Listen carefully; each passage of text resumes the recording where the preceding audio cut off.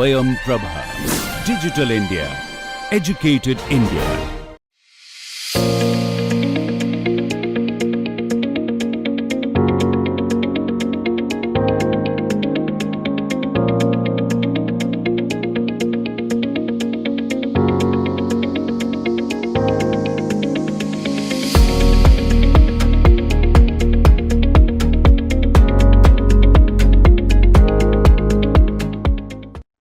Welcome back. In lecture 18, we will talk about waste quantification and characteristics. The different concepts that we will cover are on waste quantification, waste traffic count, percentage of waste collected in Indian cities, sampling strategy, and waste characteristics. So, when we talk about waste quantification, in the earlier lectures we have also discussed this, that once the waste is segregated and all, we need to quantify it. Either it is segregated or it is not. We need to first determine based on data that how much amount of waste is being generated. And because if I don't know how much amount of waste is generated, then I will not be able to design programs for its collection and also for its further processing and treatment or even disposal. So, quantification is a prerequisite of any kind of waste management.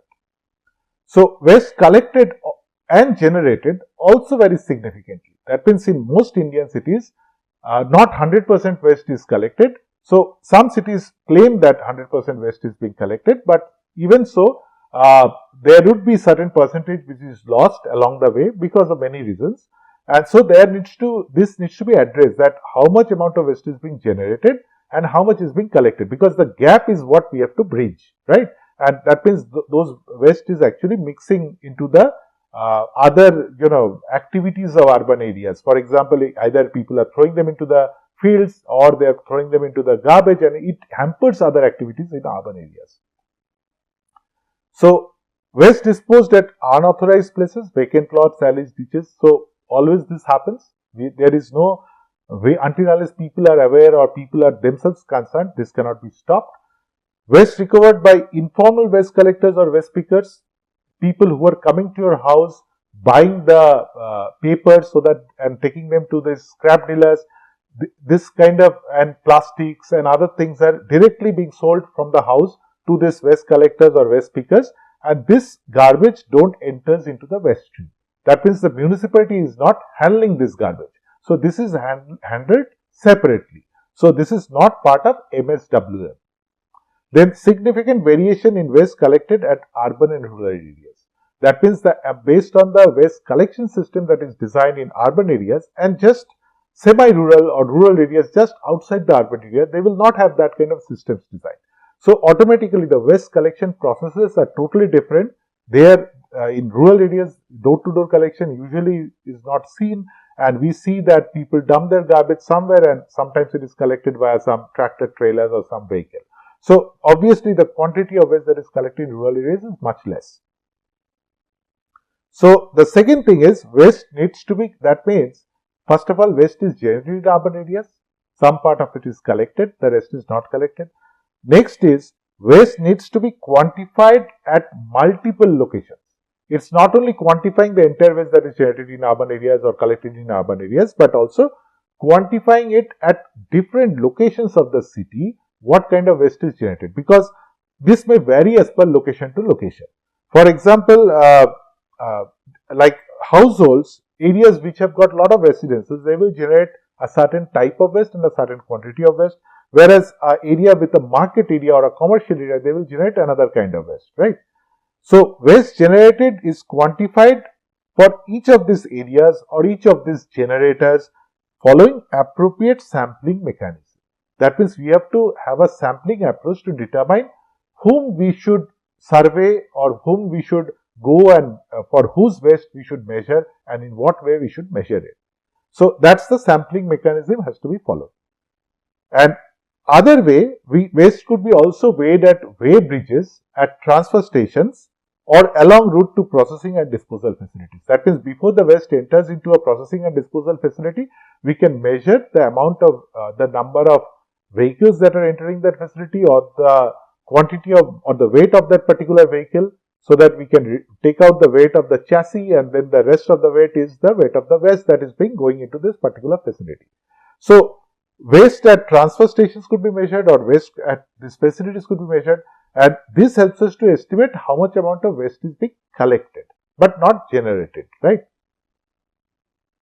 So this figure actually shows that this at each of these stages, that A, B, C, D, we have to measure the quantity of waste. For example, at B, like for example, waste is generated. So this is a generator. So from there, some waste goes to the waste picked up by waste pickers. So these are people directly coming to your house, buying some waste from you. So this waste is not entering into the municipal stream. The waste which is collected. Now some people may throw some waste directly outside. So this is illegal. But the rest is collected. So, and even collection means after the collection, this waste could be taken to a segregated to a secondary storage or a processing facility. That means somewhere in the neighborhood it is coming, it is being stored for further transfer, or to a processing center where some sort of sorting and taking out of recyclable materials can happen at a local level, of course. So this is where we can measure the waste, but here the waste is coming in using maybe wheelbarrows if it is door-to-door collection, using some tractor trailers when if it is not community bin level collection. So this is where we can measure it. Then from here the waste goes into this recycling. Either it can go into this waste facility, processing facility, which could be a decentralized facility, or it could be a centralized processing facility. There could be many number of these facilities, and at each facility we can measure how much waste is arriving. So based on that, I can determine that, okay, what sort of treatment needs to be given.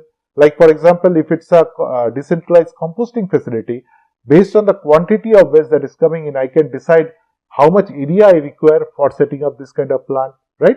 So this kind of decisions are taken, so which requires us to quantify the waste at different levels. But at C, D, even in F, which is the landfill side where finally all the waste is going, then we can say that here the waste goes in using lorries and all, and we can measure the weight of those lorries, or waste carrying vehicles are weighed at municipal or private weighbridges, and there we can get the amount of waste that is going into this kind of facilities. But when we are talking about waste generated, in that case waste has to be sampled, and we have to determine the waste locally by using some scales or weighing some way to measure that. It is not, because waste is yet to get into a vehicle and then transported. So total waste collected, if I am using a weighing machine, and if we are using a weighbridge, and for this kind of facilities, we can determine that total waste collected is based on the number of trips made by a vehicle multiplied by the weight of waste in that vehicle. Now, weight of waste that is collected is basically volume of the waste multiplied by density. So we know that density of waste collected in India is something around 400 to 500 kilograms per cubic meter. So if I know the size of the vehicle, the volume of the vehicle, I will be able to determine, and I know the density of the waste, I will be able to determine the weight of that particular waste, right? So this is how we calculate. But sometimes what happens, trucks carrying waste are sometimes not full and may be filled with material of lower density. So in that case, the measures that we will devise, that may be wrong. So we have to be careful about this. But again, I will stress upon that once it reaches a facility, then vehicles and all these things could be weighed. But if before it reaches a facility, or even if I am collecting waste via door-to-door collection, it's difficult to measure its weight, right? So there has to be some other procedure for that. So we will talk about that.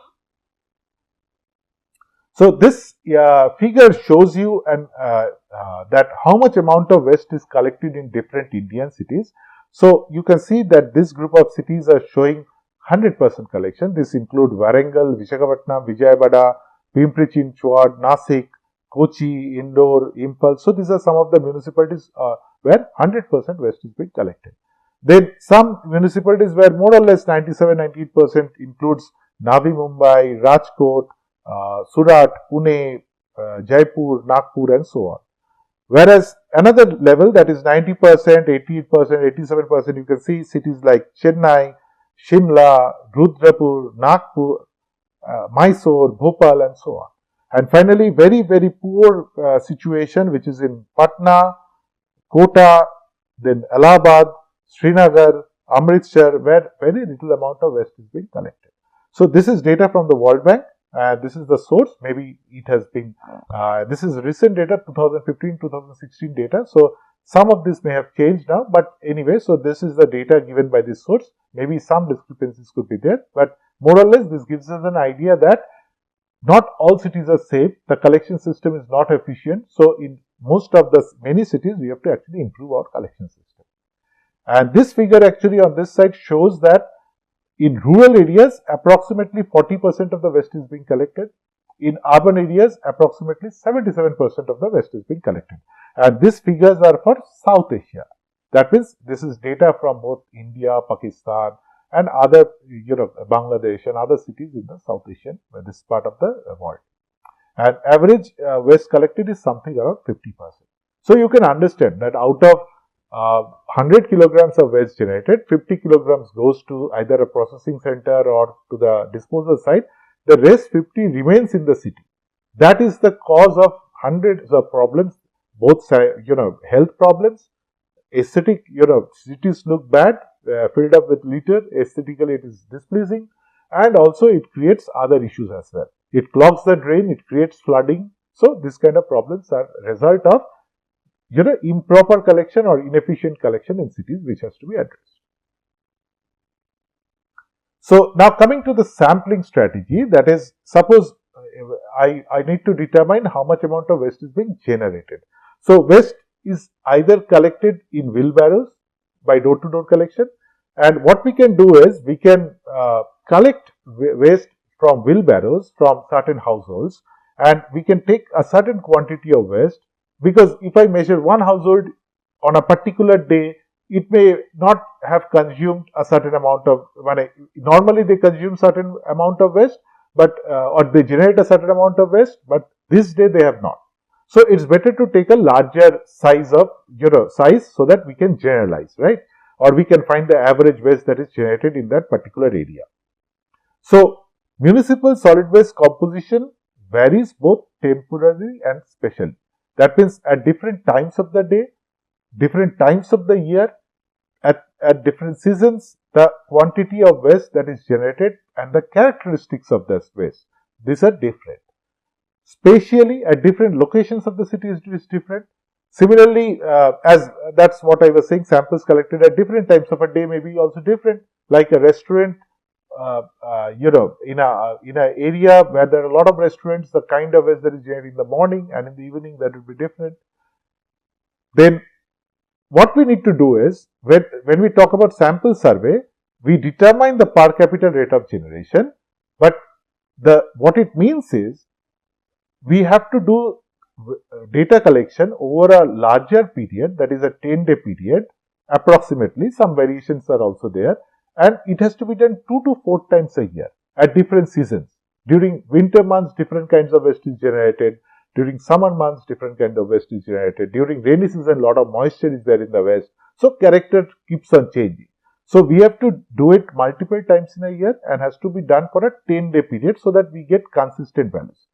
Not only that, it's better to, once I collect the waste and all, at least take a 100 kilogram sample and then determine what is the waste content, what is the characteristics of that waste, and so on, right? So this is also important.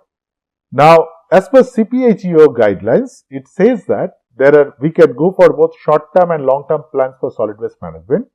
If I am going for long-term plans, the sampling strategy should be 7 days at different locations, and these are representative locations in the ULB. What it means? That means if I want to find out how much waste is generated in residential areas, I will select a few residential areas which are representative areas, and then analyze the garbage that is generated over there. Similarly, if I want to determine what kind of garbage is generated by the commercial establishment, I will find some representative areas and then do the estimation over there. And then this has to be done over 3 seasons, that is summer, winter and rainy season, and this has to be repeated every 3 to 5 years, right? So for long term survey, that means we have to repeat the survey after 3 to 5 years, because it is estimated that the characteristics and the quantity of waste will change after that period.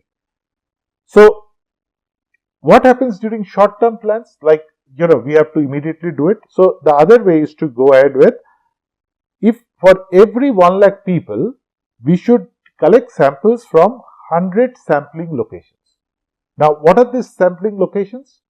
This could be areas with low, middle and high income levels. Even though all are residential areas, but some are posh areas, some are slum areas. So the quantity or the characteristics of waste that will be generated from these areas are definitely different, because rich people will consume a certain kinds of goods, poor people will consume other kind of goods. Maybe packaging would be much less over there. So that requires us to collect samples from both the areas. Commercial areas or establishments which have a totally different nature of waste that is being generated. Institutions, hospitals, healthcare establishments generate different kinds of waste. Small and medium-sized enterprises, hotels, function halls, vegetable markets, sports complexes, places of worship, temples, mosques, they generate different kinds of waste. So we have to take samples from different areas of the city and for different category of waste generators to determine who generates what kind of waste, what quantity and what characteristics of waste. Based on this, we have to, in future, I will teach you that based on this, we have to design the collection system, design the, the way the collection vehicles would be designed. All this thing is dependent on this. So, in this particular case, for, short-term plans and 100 sampling locations, waste for 3 to 7 days are stored in appropriate containers and then it is weighed. So we will ask those people to store the waste, don't throw it away, store it for a few days, 3 to 7 days, and then we will measure it and we will find the average.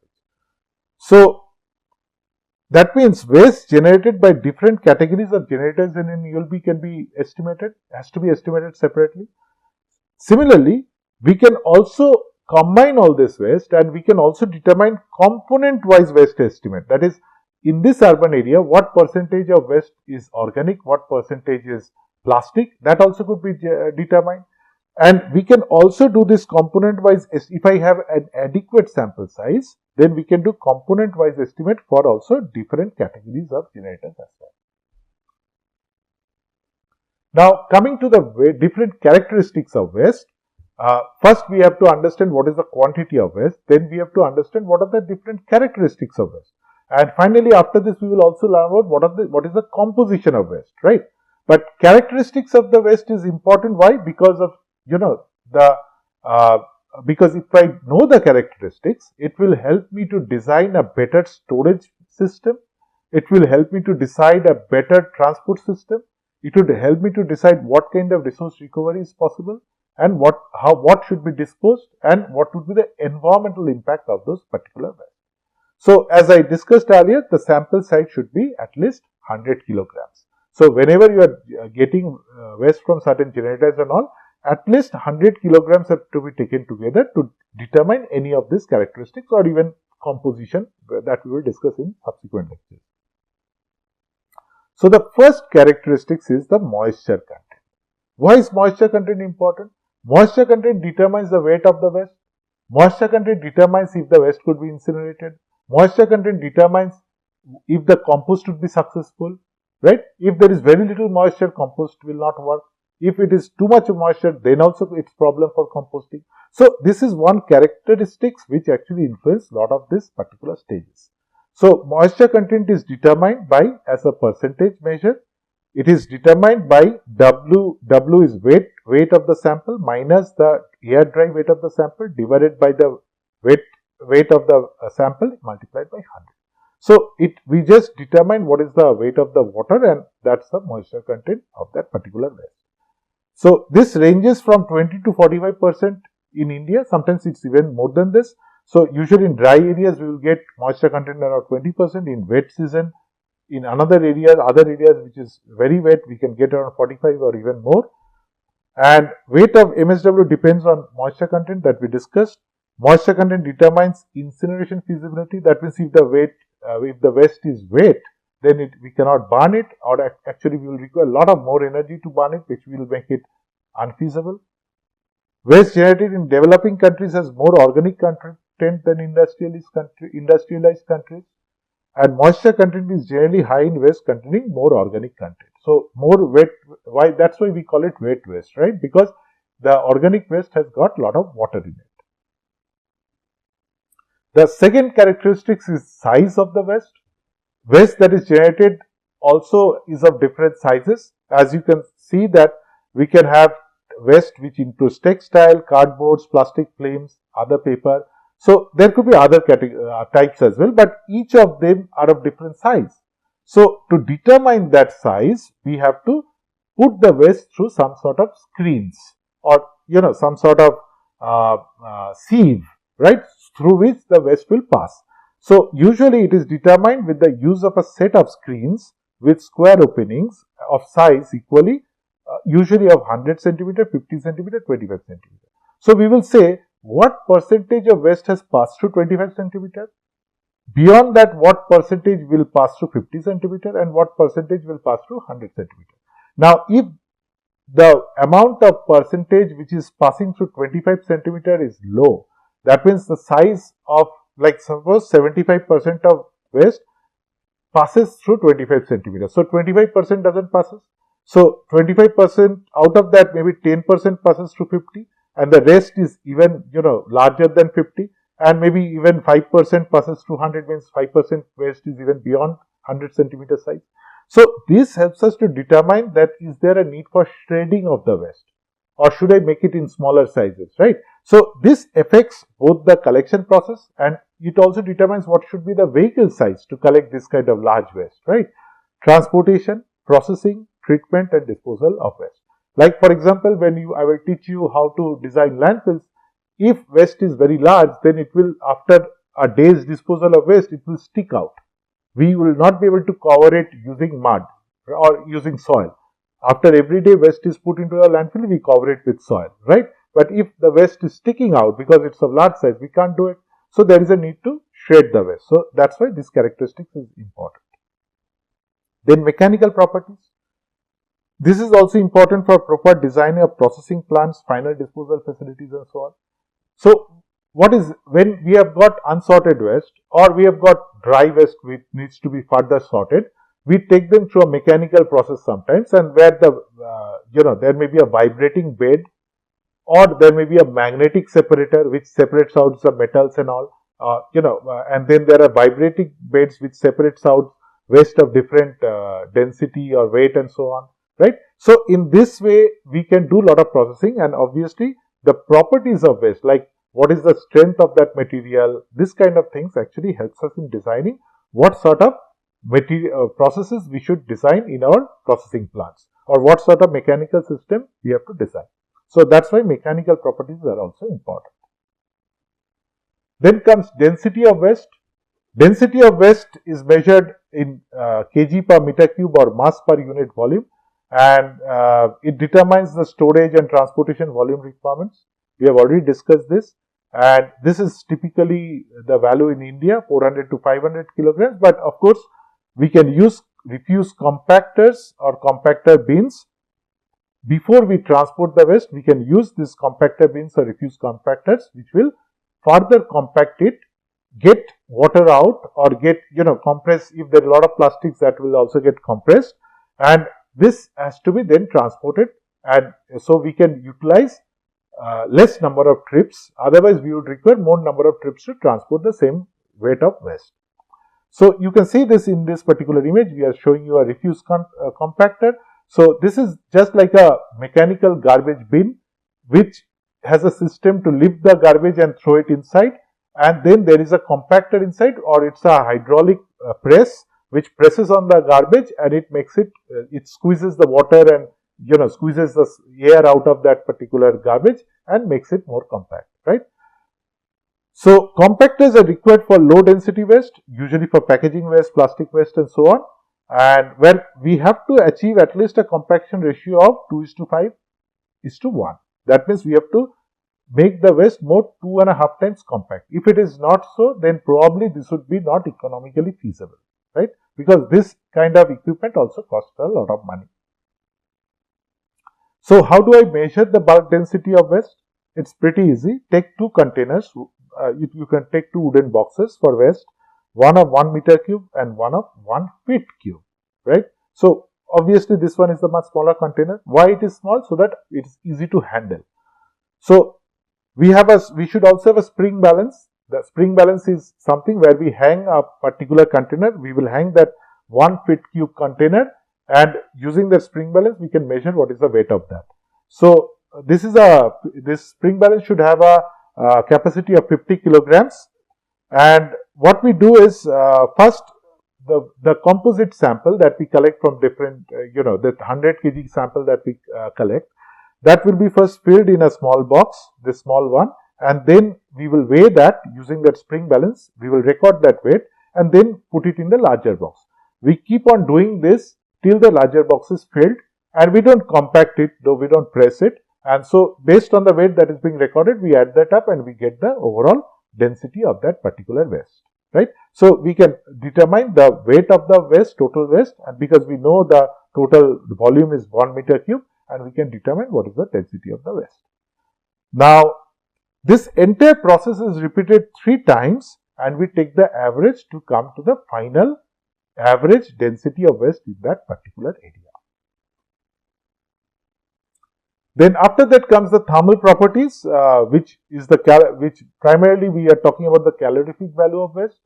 So we have already discussed this. The unit is kilojoule per kilogram, and it is the heat generated from combusting a unit weight of the waste. So 1 kilogram of waste, if you burn it, what kind of heat would be generated? Usually we use a bomb calorimeter for measuring calorific value, and it determines the feasibility of energy production, this calorific value, and calorific value of landfill gases. Landfill gas is methane. A lot of methane is generated in landfills. So calorific value of landfill gases is also determined and depends on the methane content, right, of that particular landfill. So this is also determined. Then biochemical characteristics of waste. This include a lot of all the chemical properties, because this also determines what should be the kind of treatment, what sort of biological treatment that could be also done, what sort of non-biological chemical treatment could be done, and so on. So what these chemical properties include? This is pH of waste, nitrogen, phosphorus, potassium content of waste, total organic carbon, CN ratio, calorific value, and so on. So you will see that subsequently when we discuss further, you will see where we are using CN ratio to determine the ratio between carbon and nitrogen content in waste. We are totally determining this nitrogen, phosphorus, potassium to determine what kind of elements or what kind of minerals remain in the waste, right? So then coming to biochemical properties, we can look into the particularly for organic waste, we can look into carbohydrate content, protein content, natural fiber, biodegradable factor, because these are sometimes play a role in determining what subsequent processes we will undertake. Toxicity of waste, toxicity profile of MSW, how much heavy metals, persistent organic pollutants, pesticide, insecticide remains in waste, and also toxicity characteristics, leaching procedure, this is the procedure which is followed for determining toxicity profile of municipal solid waste. So these are some of the references you can study.